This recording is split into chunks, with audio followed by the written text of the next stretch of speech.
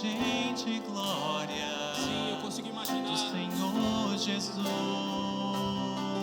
transpondo as Ora, vem. brancas nuvens, Hosana, vem, Senhor Jesus. mais puro azul, onde nem sul, nem norte existirá. Bem forte. Em meio a lágrimas, sorrisos de alegria e de prazer. Eu que era cego agora posso ver, contemplar, contemplar, enfim. Por isso eu canto glória, glória, glória ao Autor da minha fé. Glória, glória ao Autor da minha fé. Pai, eu queria tanto ouvir, Senhor. Ó Pai, eu queria tanto ouvir Ah, como eu quero, o Senhor. som que vai abrir o encontro triunfal. Eu quero ver o Senhor voltar nas nuvens. Rever amigos que Sim, Jesus. um dia em Cristo foram feitos meus irmãos. E agora sim. E agora sim Podemos dar as mãos. podemos dar as mãos, pois somos todos um, somente um só Senhor. Bem forte agora, esse é o consolo. Eis o consolo que envolve a minha vida, o meu Senhor Jesus, que foi morto, sim, naquela cruz. Bem forte todo mundo, vamos lá. Voltará, voltará, enfim. Por isso eu canto glória, glória, glória ao Autor da minha fé. Glória, glória ao Autor da minha fé.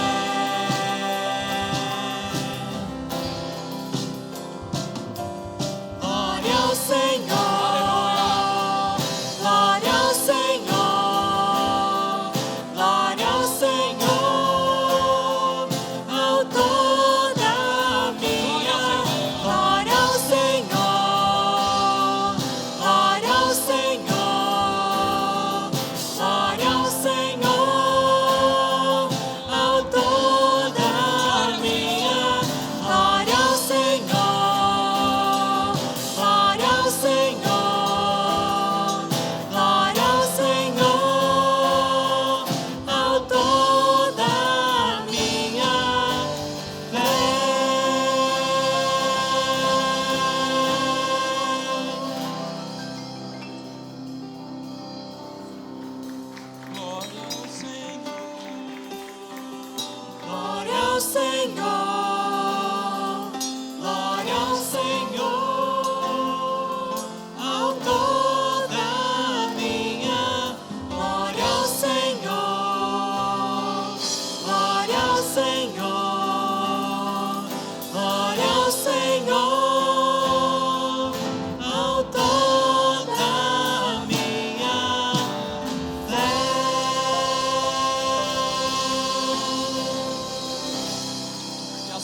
Quantos louvam a Jesus? Aleluia.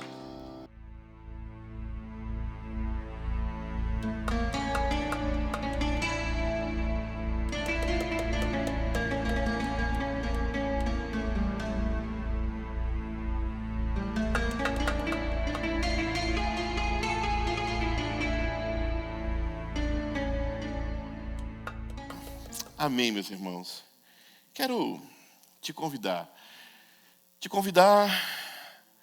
das mensagens que nós compartilhamos de Tiago.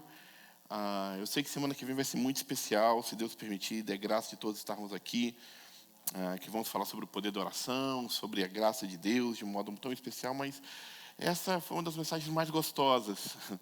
Enquanto teve mensagens que foram duras de pregar, essa mensagem tem, sem dúvida, um tom muito forte, mas fala de algo tão precioso, que é esse amor, esse cuidado de Deus nas nossas vidas. Eu queria te convidar, do início dessa mensagem, a você colocar realmente seu coração e mente no Senhor, meu irmão, minha irmã, para que seja um tempo especial, que o Senhor fale comigo, fale contigo, use as nossas vidas. Então, eu geralmente oro depois da leitura bíblica. Eu queria já orar agora, queria já pedir ao Senhor mesmo que fale aos nossos corações, que tire todo impedimento que possa surgir, toda distração, notificação de celular, pensamento distante, preocupação com as contas, tudo isso a gente possa, de alguma maneira, colocar aos pés de Cristo e pedir para que Ele fale às nossas vidas. Deixa eu orar contigo. Pai bendito, obrigado, Deus, por esse amor tão grande. Obrigado, Deus, por essa ministração de louvor tão excelente, ó Deus. Louvor, ó Deus, que nos inspira, ó Deus, realmente a te adorar, ó Deus. A reconhecer, ó Deus, a beleza da tua santidade, a grandeza do teu amor, ó Pai. Que bom, ó Deus, que bom é estar na tua casa e cantar louvores ao teu nome, na comunhão dos nossos irmãos. Isso é maravilhoso, Jesus. Isso é maravilhoso, Senhor. E nessa hora, ó Deus, que o Senhor tem algo para falar às nossas vidas, ó Deus, através da sua palavra. Te peço, ó Deus, que aquilo que o Senhor, ó Deus, já falou, ó Deus, no meu coração, o Senhor, use-me, ó Deus, use a cada um de nós nessa hora, para que esta palavra, ó Deus, seja realmente, ó Deus, vindo do teu trono de graça, ó Deus, a transformar as nossas vidas, a fortalecer os nossos corações. Se conosco, ó Deus, é o que te pedimos em Cristo Jesus. Amém e amém. Quero ler com vocês Carta de Tiago, e chegamos no capítulo 4, a sexta mensagem dessa série de mensagens, a penúltima. Semana que vem nós concluímos com o capítulo 5 e tantas lições que aprendemos. E o capítulo 4 começa assim: de onde vêm as guerras e as contendas que há entre vocês? Não vem das paixões que guerreiam dentro de você? Quando vocês cobiçam e não têm, matam e invejam, mas não conseguem obter o que desejam, vocês vivem a lutar e a fazer guerras, não têm porque não pedem. Quando pedem, não recebem, pois pedem por motivos errados, para gastarem seus prazeres. Adúlteros, vocês não sabem que a amizade com o mundo é inimizade com Deus? Quem quer ser amigo do mundo faz-se inimigo de Deus. Ou vocês acham que é sem razão que a Escritura diz: o Espírito que Ele fez habitar em nós tem fortes ciúmes? Mas Ele nos concede graça maior. Por isso, diz a Escritura, Deus se opõe aos orgulhosos, mas concede graça aos humildes. Portanto, submetam-se a Deus, resistam ao diabo, e ele fugirá de você. Aproxime-se de Deus e Ele se aproximará de vocês. Pecadores, limpem as mãos, e vocês que têm mente dividida, purifiquem o coração, entristeçam-se, lamentem-se e chorem. Troquem o riso por lamento e a alegria por tristeza. Humilhem-se diante do Senhor, e Ele os exaltará. Irmãos, não fale mal um dos outros. Quem fala contra o seu irmão, julga o seu irmão. Fala contra a lei e a julga. Quando você julga a lei, não está cumprindo, mas se colocando como juiz. E há apenas um legislador e juiz, aquele que pode salvar e destruir. Mas quem é você para julgar o seu próximo? Ouçam agora, vocês que dizem: hoje ou amanhã iremos para esta ou aquela cidade, passaremos um ano ali, faremos negócios, ganharemos dinheiro. Vocês nem sabem que lhes acontecerá amanhã. O que é a sua vida. Vocês são como a neblina que aparece por um pouco e depois se dissipa. Ao invés disso, deveriam dizer: se o Senhor quiser, viveremos e faremos isto ou aquilo. Agora, porém, vocês se vangloriam das suas pretensões. Toda vanglória como essa é maligna. Pensem nisso. Pois quem sabe que deve fazer o bem e não faz, comete pecado. Pensem nisso. Pois quem sabe que deve fazer o bem e não faz, comete pecado. O tema de hoje é: submetam-se a Deus. Essa é a palavra do Senhor para as nossas vidas nessa noite. Esse é o grande tema que envolve a mensagem de hoje. E Tiago já inicia colocando o dedo na ferida.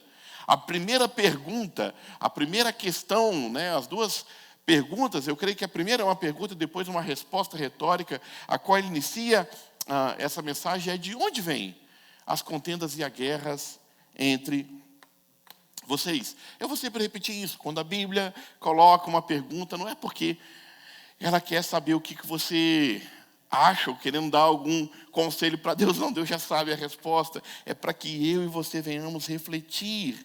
E essa pergunta precisa de uma resposta. E diga para você mesmo, qual é a sua resposta? Qual é a resposta que você dá para manter-se uma vida em guerras, em contendas? Por manter o seu coração, muitas vezes, em conflitos, dias, meses, anos, décadas. Sabe, me diga qual é o lado da sua história. Possivelmente, você tem uma boa razão para manter-se em contenda. Afinal, todos nós temos motivos. Todos nós temos um motivo para dizer por que nós estamos assim, por que guardamos rancores, por que guardamos mágoas, por que preferimos guerrear. Por que essa frase se identifica tanto conosco? Eu dou um boi, como que é a história, para não entrar numa briga, e uma boiada para não sair dela. E parece que essas coisas dominam o nosso coração. Tiago não quer nem saber a razão. Ele não se preocupa em ouvir resposta, mas ele quer ir na raiz do problema. O que Tiago quer é revelar a agenda oculta que há em nossos corações. Sabe, o que está dentro de nós. E a maneira com que ele responde isso, como eu disse, é com uma pergunta agora retórica. Se a primeira é uma pergunta, a segunda é apenas para a gente entender aonde ele quer tocar, aonde ele quer nos chamar. Não vem das paixões que guerreiam dentro de vocês? O ponto principal aqui não é a nossa resposta dizendo: eu estou certo e ele está errado. Ou dentro de casa, quando a gente tem conflito: ele fez isso. Já viu quando os filhos vêm para a gente e falam assim: você viu que ele fez isso, que ele fez aquilo? E não se trata de nada disso. O que o Tiago está dizendo é um problema de coração. É um problema que acontece dentro de nós, não um problema físico, de válvulas entupidas ou de uma arritmia cardíaca, mas desse coração espiritual que tantas vezes citamos ao longo dessa série, desse coração que nos impede de sermos íntegros, de que as nossas palavras, as nossas ações, os nossos pensamentos estejam todos alinhados com a vontade de Deus. O que Tiago trata aqui é da verdadeira batalha que é travada dentro de você. Dessa batalha que é travada dentro de nós. Dessa batalha que a gente nem sabe, muitas vezes, explicar como ela acontece. E entendam bem, o apóstolo Paulo, ele fala um pouco sobre isso. Ele, de alguma maneira, coloca e revela para nós como é essa batalha dentro da própria vida dele. Ele diz: assim que encontro esta lei que atua em mim, quando quero fazer o bem, o mal está junto de mim. No íntimo do meu ser, tenho prazer na lei de Deus, mas vejo outra lei atuando nos membros do meu corpo, guerreando contra a lei da minha mente, tornando-me prisioneiro da lei do pecado que atua em meus membros. Sabe, quando olhamos para a nossa vida, percebemos essa luta e Às vezes a gente sabe o bem que temos que fazer. Às vezes a gente tem a ciência do caminho certo a tomar, dos passos certos a conduzir as nossas vidas, mas acabo dando preferência aos instintos carnais. E mesmo sabendo que é errado, sabe? As paixões me vencem. As paixões nos vencem, sabe? Esse conflito é um conflito tão duro. Eu digo para vocês, eu não acredito que ninguém, até uma pessoa que se diz má, tem realmente prazer na maldade. Eu tenho certeza que esse conflito é presente na vida de todas as pessoas. E principalmente nós que queremos andar na presença do Senhor, esse conflito se torna grande, porque o Espírito Santo está falando no nosso coração e a gente quer fazer o bem. O apóstolo Paulo chega, logo após esses versos, a uma constatação. Ele diz assim, olha, miserável homem que sou, quem me liberará do corpo sujeito a essa morte? O que eu posso fazer? O que eu posso fazer? Porque esse conflito está. Meus irmãos, eu por 2 vezes, nesses quase 20 anos de pastorado, eu assumi o pastorado de igrejas que haviam recém passado por divisão. E ao longo desses anos, eu também acompanhei alguns casais que se divorciaram, acompanhei amigos que romperam amizades. E sabe, diante de todas essas tragédias, e outras tantas tragédias que eu pude ver, há algo em comum, que é a vitória do pecado. Que no final, a razão principal por que acontecem divisões, problemas, brigas, divórcios, inimizades, é a vitória do pecado. É as pessoas se afastarem da voz do Santo Espírito, que é o Consolador e Conciliador, e deixar de se submeter à vontade de Deus. Porque a verdade é essa: se o Espírito Santo for o Senhor das nossas vidas e dermos realmente ouvidos à voz de Deus no nosso coração, não há espaço para divisão. Não há espaço para inimizade, não há espaço para falta de perdão. Se permitirmos o Santo Espírito falar dentro de nós e ser o Senhor das nossas vidas,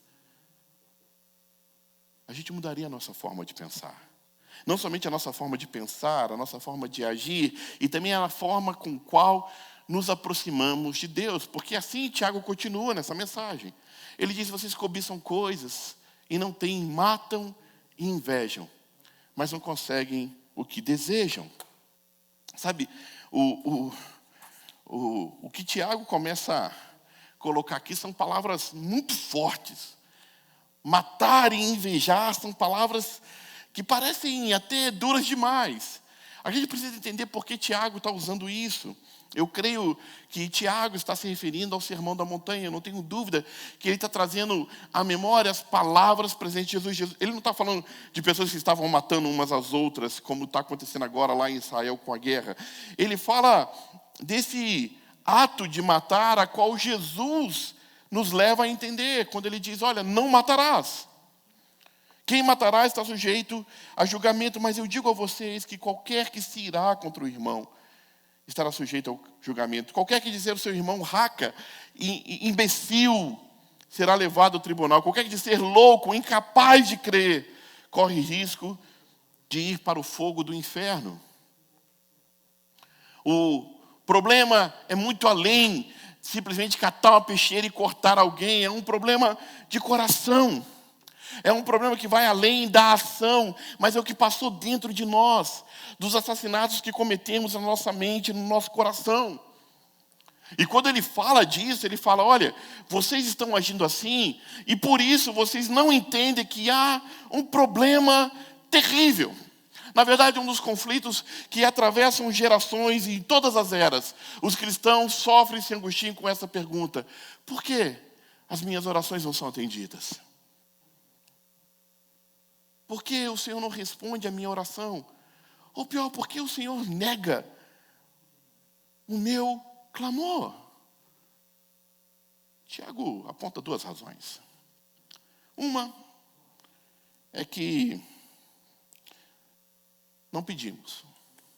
Não recebemos porque não pedimos. E a outra é que quando nós pedimos, não recebemos porque a gente pede errado. Primeiramente, é o problema de não orar o suficiente. Sabe, mesmo caminhando às vezes anos na casa de Deus, não aprendemos a viver uma vida de oração constante. Sabe, não entendemos o que a palavra nos desafia quando diz orai sem cessar. Viver uma vida de oração, caminhar orando, comprar no mercado orando, cozinhar orando, se relacionar com as pessoas orando, é trazer Deus como parte importante da nossa vida completa. É novamente a sensação de que eu posso fazer tudo o que eu quero, mas no momento que as coisas apertam, aí eu vou para Deus. E Deus não quer uma relação, sabe, de um gênio da lâmpada, a qual você vai lá para pedir coisas no momento que você necessita. Ele quer uma relação de Pai, uma relação de Deus. O Espírito Santo habita dentro de nós, Ele quer ser parte presente da nossa vida. Ele quer que, de verdade, a nossa vida seja um constante orar, um constante se relacionar com o Senhor, ouvir a voz de Deus e falar com o Senhor. E o segundo motivo é o problema de pedir erradamente. Isso parece estranho. Parece estranho essa coisa de não sabemos o que pedir. Tiago está apontando que a verdade que acontece em nós é que oramos com intenções erradas. Sabe? E é triste reconhecer isso, mas eu estive nesse sapato muito mais do que eu desejei. Muito mais do que eu desejei, eu me coloquei na situação de orar, de pedir, de clamar por coisas que não tinham nada a ver com a vontade do Senhor, apenas o meu desejo. Deus, eu quero tanto isso, eu quero tanto isso, eu quero tanto isso. Alguns momentos, chorando diante de Deus, Deus, eu não mereço passar pelo que eu estou passando. Senhor, olha só. Alguns momentos dizendo assim, Senhor, me livra, me livra. Sabe o que acontece quando a gente sente que a nossa oração não passou do teto? Sabe o que acontece quando nós oramos e temos a sensação de que estamos falando para ninguém? Que há um vazio, um vácuo no ponto final da minha oração? É que rapidamente temos a tendência de questionar Deus, ao invés de questionarmos a nós mesmos. Rapidamente começamos a questionar Deus e dizendo, será que Deus me ouve? Será que Ele me ama? Será que realmente sou salvo? Porque se eu sou salvo, por que Deus não me ouve? Por que o Senhor não atende a minha oração? E sabe, meus irmãos, esse problema crescente, essa dúvida crescente no coração humano pode ser muito perigoso, pode terminar com a sua vida espiritual, pode te distanciar para um lugar muito distante de Deus. Que é quando nós permitimos que as circunstâncias nos levem a questionar a nossa salvação. Que as circunstâncias nos levem a questionar se de fato estou dentro da vontade de Deus. É se questionar que as circunstâncias, os problemas, as lutas que eu enfrento, são uma prova de que Deus não está nem aí para mim. Ou que sabe que eu estou muito longe de Deus. Não vá para esse lugar, meu irmão, minha irmã. Sabe, não permita. Não chegue nesse lugar. Não se leve pelas circunstâncias. Porque se você se levar pelas circunstâncias, se a sua vida espiritual for uma montanha russa, se todo o tempo você permitir que essas dúvidas cresçam no seu coração, é como se Satanás encontrasse o parquinho de diversão dele. Ele encontra essa brecha em nossas vidas e vem para destruir completamente a nossa relação com o Senhor. E se isso está acontecendo contigo nessa hora, meu irmão, minha irmã, eu te convido, não se leve pelo seu coração. Não se leve pelas emoções. Não se leve, pelo desespero quando eu não sei o que fazer, eu não sei o que fazer, eu não sei o que fazer. Apenas pergunto a vocês. Se eu apresentasse para vocês, esse aqui é fulano, e ele é mais conhecido como enganoso. O apelido dele é enganoso. Aqui está o fulano, mas não chama ele pelo nome não, chama enganoso. Ele gosta de ser chamado enganoso, ele engana todo mundo. E aí eu apresento fulano, e a primeira coisa que ele fala para você, quem quiser assim, me empresta 10 mil. Você prestaria 10 mil para o enganoso, Carlos? É difícil, né? Como que eu vou confiar em alguém que tem por apelido enganoso. Como que eu vou confiar em alguém ou dar a minha confiança, ou emprestar o meu dinheiro, ou abrir a minha casa, ou abrir as decisões da minha vida para alguém que se chama enganoso? E é justamente isso que a Bíblia vai nos revelar lá em Jeremias 17:9. O coração é mais enganoso do que qualquer outra coisa, e a sua doença é incurável. Esse coração enganoso, ele realmente se desespera. Eu não quero me desesperar. Eu sou um homem adulto, já saí da casa dos meus pais há muitos anos, eu pago as minhas contas. Eu não quero ser ansioso, mas vira e mexe me pega a ansiedade. Sirvo a Deus e já vi tantos milagres de Deus, mas novamente eu caio nessa desgraça, nessa tentação de querer ter controle da minha vida. E quando as coisas fogem do meu controle, eu fico igual, sabe, aquele desenho do Pica-Pau, não sei para onde eu vou.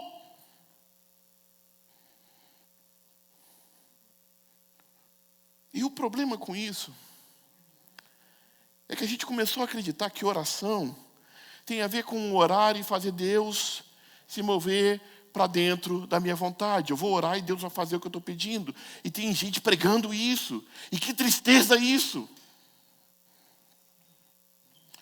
Porque não é a verdade sobre a oração. A verdade sobre a oração é que quando nós oramos, nós nos colocamos baixo a mão de Deus. Quando nós oramos, nós que damos um passo em direção a saber qual é a vontade do Senhor. Quando nós oramos, somos nós que dizemos: Senhor, ensina-me, ajuda-me, mostra a sua vontade. Guarde esse ensinamento sobre a sua vida, meu irmão. Isso é oração. Porque quando nós aprendemos o que é realmente oração, nós aprendemos que somos sustentados pela graça de Jesus e não pelas circunstâncias. Somos sustentados pela graça de Jesus e não pelas coisas que mudam. Eu escrevi essa frase: apresentamos o nosso clamor ao Deus de todo amor, graça e verdade, e submetemos a Ele as nossas vidas, pois confiamos que a sua vontade sempre será o melhor. É isso que deveria ser oração. Esse apresentar a Deus o nosso clamor, apresentar a Deus a nossa vida, e confiar no seu amor, na sua graça, na sua verdade. Ele sempre tem o melhor. O ponto e o conflito que continua dentro de nós é que a gente até ora e diz na oração: Senhor, faça a tua vontade. Mas já disse, meus irmãos, não tenta enganar a Deus não, que Ele vê o seu coração. Não fez assim: Senhor, tenha a tua vontade, mas deixe que a sua vontade seja. E Jesus, no momento de maior agonia, quando Ele está suando gotas de sangue, Ele está a minutos de ser entregue à morte, ser bofeteado, humilhado, ter o seu corpo rasgado. Ele ora: Pai, se queres, afasta de mim esse cálice. Contudo, não seja feita a minha vontade, mas a tua. Escute essa frase. Jesus jamais vai exigir de você alguma coisa qual Ele não tenha passado. Jesus jamais vai exigir de você alguma coisa que Ele não tenha vivido.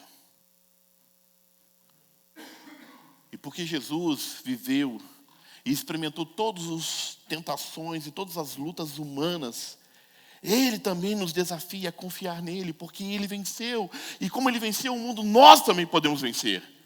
Você entende isso? Porque Jesus venceu todas as tentações, Ele diz: você também pode vencer. E Ele, sendo Deus, meus irmãos, Jesus não tinha como pecar, Ele era Deus perfeito. Ele nos ensina a submeter-se à vontade de Deus. E Tiago continua os ensinamentos, porque quando ele fala sobre oração, ele vai chegar para você e para mim. E novamente, como eu disse, é uma palavra maravilhosa, mas ela vem cheia de saculejos. E ele diz: adúlteros.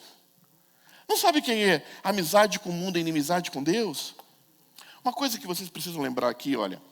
Quando a gente começou a primeira mensagem da série, a gente comentou aqui que Tiago está escrevendo para a igreja judia.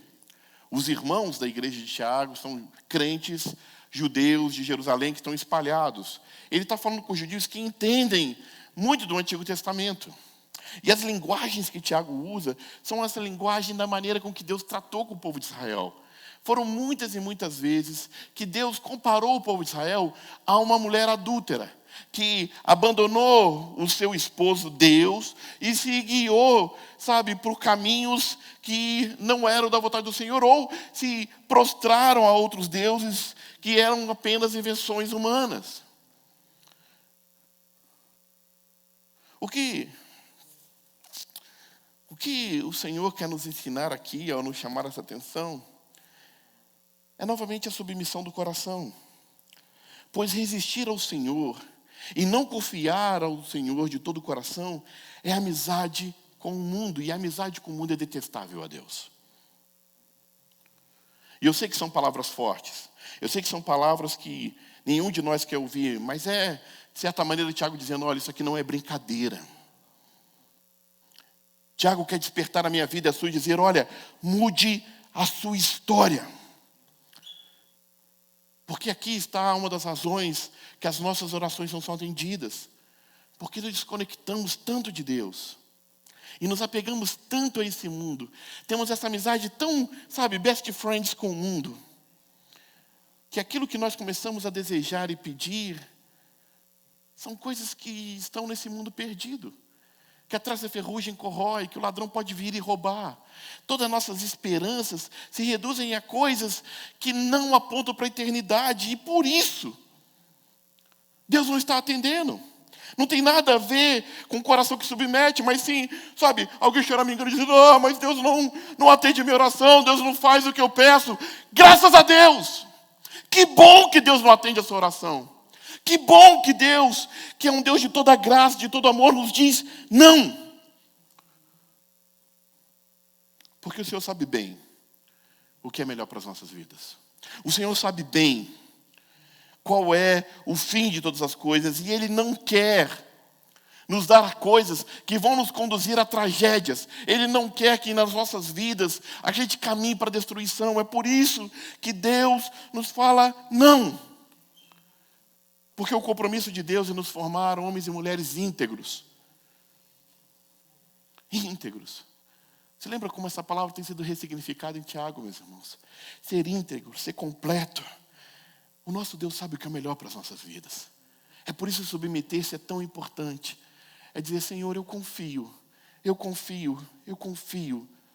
em Ti. E na sequência do texto, sumiu aqui, mas eu vou ler para vocês. Nos versículos 5 e 6 ele disse, ou vocês acham que é sem razão, que a Escritura diz que o Espírito que Ele fez habitar em nós tem fortes ciúmes. Mas Ele concede graça maior, e por isso diz as Escrituras, Deus se opõe aos orgulhosos, mas concede graça aos humildes. Deixa eu explicar algo sobre isso. Deixa eu explicar o que significa essa palavra. A gente precisa entender o que é o ciúme de Deus, porque é meio estranha essa palavra, né? É estranho falar que Deus tem ciúme, que o Santo Espírito tem ciúme de nós. Quando a gente pensa em ciúme, a gente pensa na nossa relação humana.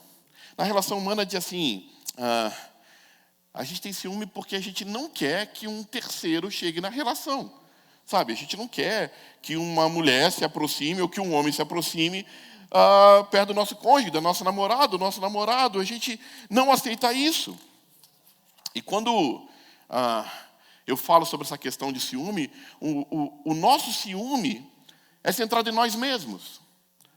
Olha só isso. O nosso ciúme é centrado em nós mesmos porque tudo que nós queremos é que eu não seja traído, envergonhado, não seja humilhado. Eu quero pensar sobre eu mesmo.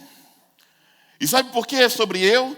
Porque quando alguém faz algo que me trai a minha confiança, que trai a minha razão, eu quero que ele morra. Pode ser meu amigo de 20 anos, 30 anos. Pode ter comido na minha casa muitas vezes, mas se me trair, eu não quero nunca mais vê-lo. Se tem uma outra pessoa na relação, eu não quero mais. Porque, novamente, o nosso ciúme se trata de nós mesmos. Agora, o ciúme de Deus aqui, revelado, não é sobre uma dependência de Deus das nossas vidas, não. O ciúme de Deus é centrado no amor. De um Deus que nos ama tanto, que quer o melhor para as nossas vidas. De um Deus que nos ama tanto, que através do Santo Espírito intercede, grita no nosso interior dizendo: meu filho, cuidado, se lembre do meu amor, esse caminho é de morte. Meu filho, por favor, preste atenção, eu não quero isso para a tua vida, porque esse caminho te levará à destruição. O ciúme de Deus é esse zelo, esse cuidado, ao ponto de Jesus entregar a sua própria vida por nós, meus irmãos. E também, nós precisamos do outro. Eu preciso da minha esposa. Ela não está aqui, vocês não falam senão que ela vai pisar mais ainda, sabe? Mas eu preciso dela. E é bem egoísta o meu sentimento mesmo. Eu não sei, eu já não sei mais o que é a vida sem ela. E eu sou ciumento. Eu lembro de uma vez, quando a gente estava no Rio, ela dava aula no FISC.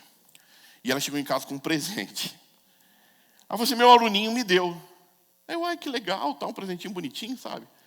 Cartão bonito. Ela falou assim: quantos anos tem esse aluninho? Ela, 19. Eu falei assim: que isso, Ivete? História estranha, essa aluninho. Vocês já viram que a pastora fala tudo no diminutivo, né? E eu fazia aula no FISC, em horário diferente que ela dava aula. E aí eu fui lá no FISC. Entrei na sala dela, já gastando meu espanhol. Olá, buenas tardes. Para que sepa, eu sou ele, esposo de Ivete. Para deixar claro. Foi com tom meio intimidador? Claro, mas... é porque a gente precisa um do outro. Deus não precisa de você para ser Deus, meu irmão. Deus não precisa de nenhum de nós. Mas Ele te ama tanto. Ele me ama tanto. Que Ele quer o melhor para a nossa vida. É por isso esse zelo, esse ciúme. Porque sabe que o mal vai destruir tudo que é bom da sua história. E esse Deus que ama tanto, Ele quer te trazer para o centro da vontade. Esse ciúme é essencialmente puro, porque deseja o melhor para ti. E todas as vezes que nós começamos a flertar com esse mundo, e todas as vezes que a gente começa a se, enamorar das coisas que estão nessa vida, e começamos a caminhar para longe de Deus, o ciúme de Deus vem a nós dizendo: meu filho, esse caminho é de destruição, vai te ferir, vai acabar com tudo. Com a sua saúde, com o seu casamento, com o seu ministério, com a sua vida. Vai acabar com tudo, não vá para aí. Dê ouvidos à minha voz. Eu posso ouvir Deus gritando dentro de nós: meu filho, tudo o que eu quero é que você tenha abundância. Abundância de paz. Abundância de graça. Abundância de vida. Amém, meus irmãos? Você pode entender isso? Você pode ouvir a voz de Deus falando com você hoje: eu quero que você tenha abundância de paz, de graça, de vida. Foi isso que Jesus disse: eu vim para que tenham vida e a tenham em abundância. E é por essa razão, então somente por essa razão, que Deus olha para mim e para ti e diz: é por isso que eu disse não. Não é para a sua frustração, não é para o seu fracasso. Não é para que você se sinta sem forças. É porque eu te amo. E eu sei o que é melhor para a tua vida.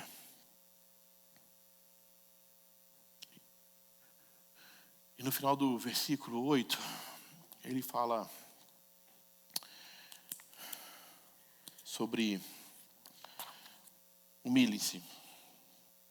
Deus se opõe aos orgulhosos, mas concede graça aos humildes. E o que ele nos recorda é sobre esse princípio espiritual, que o orgulho nos afasta de Deus e que a humildade nos leva mais diante da graça de Deus. Que o orgulho me faz... A gente teve toda uma pregação sobre orgulho recentemente. O orgulho é o maior dos pecados, porque me impede de buscar ajuda, me impede de perdoar, me impede de levar uma boa vida.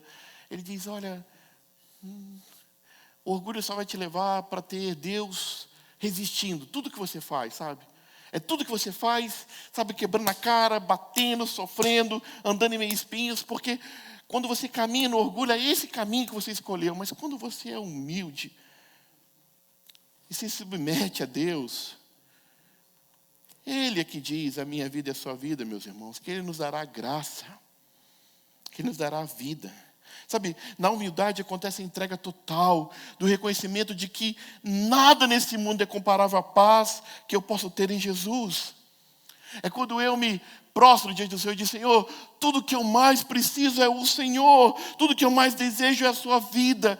Eu reconheço que eu fui orgulhoso, eu reconheço que eu cometi erros, por isso eu me arrependo, Senhor. Recebe o meu coração. E é nessa hora que um dos textos mais conhecidos de Tiago tem vários textos bem conhecidos, mas esse é um bem conhecido, quando ele diz: portanto, submetam-se a Deus, resista ao diabo, ele fugirá de vocês. Continua-se a construção, mas é aqui que Tiago vai falar claramente sobre o submeter-se a Deus.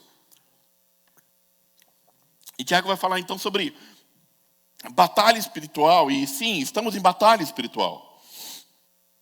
O problema, deixa eu contar isso para vocês, o problema é que a gente vive um tempo em que as pessoas acreditaram que elas são quase os super-heróis, os Power Rangers gospel, sabe? Porque basearam a sua vida de batalha espiritual só com a parte final desse versículo. Resista ao diabo, ele fugirá de você. Então, ele começa a querer resistir ao diabo, colocar, sabe, literalmente armaduras e fantasiar. E assim, eu sigo umas coisas no Instagram que eu não devia seguir. Confessando o pecado para vocês. Tem um que chama assim, crente da zoeira, eu acho que é esse. Que me dá vergonha e tristeza e riso ao mesmo tempo. De pessoas que estão em lugares que o camarada ele finge que pega um arco e dá flechada no diabo, e sabe, e fazem coisas, e sabe, dão todo um espetáculo ao emocionalismo. Porque fizeram todo esse ensinamento ou vida sobre batalha espiritual baseado nisso, mas se esquecem que esse texto começa-se com uma recomendação. Eu não tenho força de batalhar ou de resistir ao diabo. Resistir ao diabo começa com a minha submissão a Deus. Essa é a chave para que o diabo fuja de mim, para que o diabo fuja de você, para que Satanás não encontre na sua vida alvo fácil para poder colocar as suas garras e, sabe, com as suas artimanhas destruir o que temos. E falamos tanto de submissão, talvez eu deveria ter colocado isso no começo. Mas eu preferi colocar agora, porque a gente precisa entender bem o que é submissão. É a ação ou o fato de aceitar ou ceder à vontade e à autoridade de outra pessoa. A gente pode escolher umas palavras aqui. Entre o ou, é a ação de ceder à vontade de outra pessoa. É a decisão, é a ação de colocar a minha vontade nas mãos do Senhor. E se eu faço isso, meus irmãos, é por isso que essa palavra é tão poderosa. Se eu faço isso, a palavra continua se cumprindo, porque ele diz: uma vez que eu me submeto a Deus, eu dou um passo na direção do Senhor, eu me aproximo de Deus. E quando eu me aproximo de Deus, Ele se aproxima de mim. É uma lógica quase certa, assim, quanto mais me aproximo de Deus, mas a minha vida vai mudar, e vai mudar a minha oração. E quando eu mudo a minha oração, isso me leva ao arrependimento. Semana passada, quando terminou o culto, eu tive uma conversa muito boa com o Haroldo. Peço liberdade ao Haroldo de falar aqui. E a gente falava justamente sobre isso, sobre a importância do arrependimento. E eu não tinha ideia, assim, mesmo sabendo que eu ia pregar no Tiago 4, não me veio à memória esse texto, porque o que Tiago coloca aqui, meus irmãos, é uma imagem tão dura. É difícil, sabe, é muito visual, mas é duro. Ele diz assim: olha, pecadores, limpem as mãos de vocês. E vocês que têm a mente dividida, purifiquem o coração, entristeçam-se, lamentem-se, chorem. Troque o riso por lamento e alegria por tristeza. E por que ele está usando essas palavras tão duras? Entristecer-se, lamentar-se, chorar. Novamente, se lembre que Tiago tem uma relação com o Antigo Testamento, ele está escrevendo a judeus, e o que essas palavras traduzem na imagem do Antigo Testamento é uma demonstração genuína de arrependimento, de alguém que se arrependeu, que reconheceu, sabe, que de alguma maneira entendeu a sua condição miserável longe de Deus, a sua condição que não há esperança longe do Senhor. E quando nós fazemos isso, e o arrependimento é genuíno, dentro de nós surge então essa graça e vida, porque sem arrependimento não há salvação. Sem arrependimento não há salvação. Foi essa a mensagem que Jesus começou a pregar. Arrependam-se, porque é chegado o reino de Deus. E um arrependimento sincero produz isso. Ele produz esse lamento no nosso coração. Sabe por que é um lamento? Olha, entenda bem isso. É que a gente comentou isso, eu acho que foi no grupo pequeno. Tem algumas coisas que a gente não é capaz de ver, sabe? O nariz sujo, a remela do olho, dente com casca de feijão. São coisas que a gente não consegue ver. É necessário que alguém venha e fale. Eu imagino o arrependimento mais ou menos assim. É quando eu se coloco num espelho e eu vejo a parte feia, constrangedora da minha vida que eu não queria ver. Sim, Senhor, eu sou essa pessoa. Eu prefiro mentir. Eu prefiro guardar rancor. Sim, Senhor, eu sou ansioso. Quando você se olha e se vê as coisas que você não quer revelar para ninguém. E aí você se dá conta, e isso gera uma tristeza. Mas que graça maravilhosa é a graça de Jesus. Porque Ele diz: aos que choram serão consolados. Bem-aventurados que choram, porque serão consolados. Porque quando esse choro é fruto de um arrependimento sincero, o consolo e a graça de Jesus é maior. O consolo e a graça de Jesus vem a nós através de amor, porque a gente se lembra que sim, miserável homem que sou, miserável mulher que sou, quem me livrará dessa morte que habita dentro de mim? E a resposta é um só, é o Senhor Jesus. Porque Ele entregou tudo por mim. Ao mesmo passo que vem essa tristeza do arrependimento, vem a alegria de saber que eu fui recebido aos braços do Senhor. E eu não coloquei o versículo 11 e 12, porque a gente falou bastante semana passada sobre a língua, ou 2 semanas atrás, na verdade, sobre a língua, sobre não falar mal do irmão. Isso também é um sinal de submissão. Eu me submeto a Deus, eu não falo mal de ninguém, porque no reino de Deus não há lugar para isso. Mas eu quero terminar com a parte final. A parte final desse texto que Tiago está falando sobre o que significa submeter-se a Deus. E ele começa a falar sobre os planos futuros. Ele começa a falar sobre uma ação bem humana. Sabe, eu vou fazer meus desejos mirabolantes. Eu vou conquistar, vou comprar, eu vou me casar, eu vou ter, eu vou fazer. Quantos não sonharam assim quando viu para a América? Em 1 ano eu vou juntar dinheiro e vou resolver tudo. Alguns colocam 2 anos. Desculpa para quem está chegando, estou há 8 e ainda não encontrei, não. A gente faz todos esses planos. E Tiago chega para mim, para você, e diz assim: você não sabe nem o que vai acontecer amanhã. O que é a sua vida? Sabe, a pergunta de Tiago a gente precisa refletir sobre o que é a nossa vida. Sabe por quê? O ponto não é simplesmente essa constatação, porque todos aqui já têm idade suficiente para constatar isso. A gente faz planos e se frustra. Algumas coisas fogem do nosso controle. Todos já entendemos isso. Eu não preciso dedicar tempo sobre isso, mas a pergunta é importante. O que é a nossa vida? O que é a nossa vida, então? Somente frustração? O que é a nossa vida, então? É essa tentativa e erro? O que é a nossa vida? A palavra de Deus responde: acaso não sabe que o corpo de vocês é santuário do Espírito Santo, que habita em vocês e que foi lhe dado por Deus, e que vocês não são de si mesmos? A resposta começa a surgir aqui. Vocês foram comprados por alto preço, portanto glorifique a Deus com o seu próprio corpo. Sabe o que é a vida, meu irmão? Sabe o que é a minha vida? Sabe o que é a sua vida? A minha vida, a sua vida é de Jesus, porque Ele a comprou. Ele é o Senhor que comprou A minha vida pertence ao Senhor Jesus porque Ele sofreu e morreu na cruz por mim. É no Senhor que eu tenho um sentido e propósito para viver.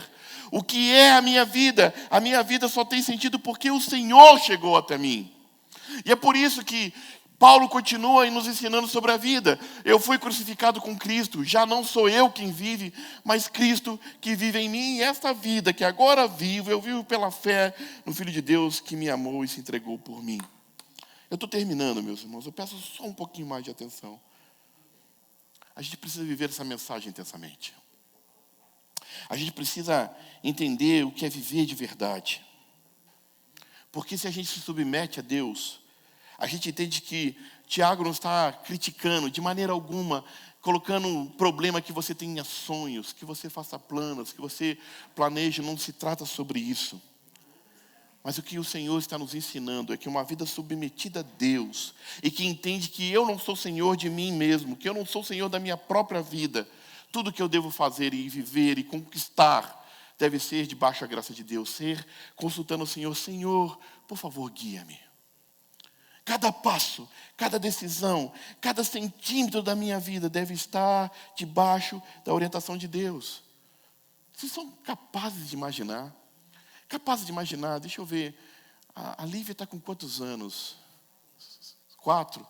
Imagina uma criança de 5 anos, um pouquinho mais velha, chegar para o pai e falar assim, olha pai, eu vou sair com meus amigos, vou viajar 2 meses fora, vou levar o carro, e quando eu voltar, a gente vê como vai fazer. Você vai rir. 5 anos, tá louco. É incapaz que isso aconteça. A mesma loucura é Deus olhando para nós. Criando planos e projetos sem incluí-lo. Tomando decisões e fazendo metas e traçando projetos sem trazer Deus como o rei, o direcionador de toda a minha história. Ele é o nosso Senhor, então já não há espaço para a minha própria vontade. E porque o meu entendimento é limitado, porque a minha visão não passa, sabe, de alguns metros, eu me submeto a esse Deus que sabe o que é melhor para mim. E aqui está o último versículo. Pense nisto. Pois quem sabe o que deve fazer o bem e não o faz, comete pecado. Eu termino com isso. Já sabe o que é certo? Então faça. É sobre isso. Já sabe o que é certo? Faça. Jesus diz que quem foi muito dado, muito será cobrado. Se você tem mais conhecimento, meu irmão, minha irmã, eu quero te dar uma dura realidade. Quanto mais conhecimento, mais você será cobrado. Quanto mais conhecimento, mais razões você tem para se submeter a Deus e andar debaixo da sua vontade. Quanto mais conhecimento de Deus, mais eu devo agir como alguém que foi transformado por essa graça salvadora. E eu termino com esta frase. Portanto, diante de tudo que ouvimos, submetam-se a Deus.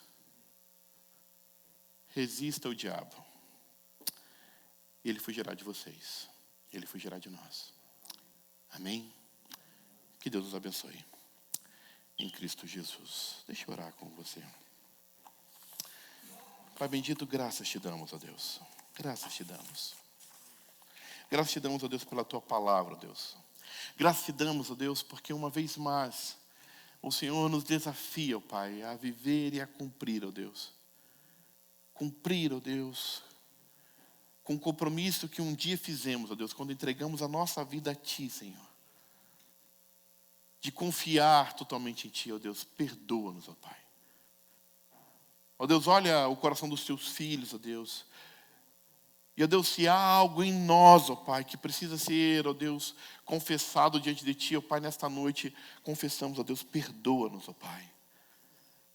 Perdoa-nos, ó Deus, perdoa-nos por em algum momento, ó Deus, não permitir que o Senhor seja o Senhor das nossas vidas. Perdoa-nos, ó Deus, por todas as vezes, ó Deus, que tomamos as rédeas segundo a nossa boa vontade. Perdoa-nos, ó Deus, por fazer planos que não incluíram o Senhor. Perdoa-nos, ó Deus. Por orarmos muitas vezes, ó Pai, somente querendo os nossos desejos. Nos perdoe, Senhor. E, ó Deus, realmente lamentamos diante de Ti, ó Deus, e te pedimos, Senhor, transforma, ó Deus, essa dor, ó Deus, de um coração que reconhece, ó Deus, os nossos erros e pecados, ó Deus, em grande graça e alegria, ó Pai. Que venhamos lembrar também nesta noite, ó Deus, que em Ti, na Tua cruz, ó Deus, nossa vida tem esperança, ó Pai. E que muito mais, ó Deus, do que os erros, os pecados, as tentações desse mundo, Deus, é a Tua graça maior sobre nós, ó Pai. Portanto, ó Deus, enche a cada coração, ó Deus, aqui com essa esperança. Que, ó Deus, ao confiar em Ti e lançar a sua vida sobre os Teus pés, Senhor, a gente possa desfrutar desta paz que excede todo entendimento, ó Deus. Que não seja fruto racional, mas seja realmente essa vivência espiritual de saber que o Senhor tem feito grandes coisas em nós e através de nós. E tudo para a glória do Teu nome. Abençoa os Teus filhos, ó Deus. Que possam, Deus, realmente, ó Deus, viver confiados na Tua promessa. É o que te pedimos, ó Deus, no nome santo e precioso de Jesus, que é o Senhor da igreja, em Cristo Jesus. Amém. E amém. Que Deus os abençoe, meus irmãos. Que a graça do Senhor Jesus, meus irmãos e irmãs.